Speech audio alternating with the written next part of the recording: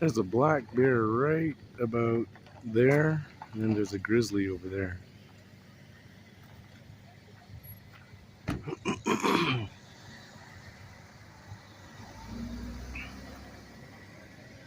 Wonder if they see each other.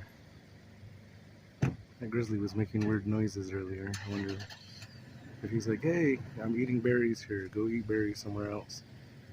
There's a lot of thimbleberries right in that area.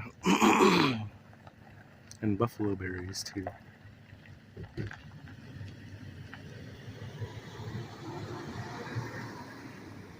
Where did the grizzly go?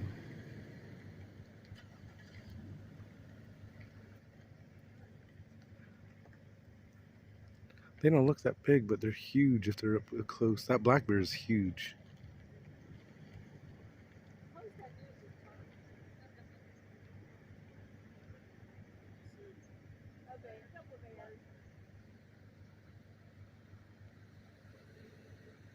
Alright, he looks like the black bear's leaving. I don't see the grizzly anymore.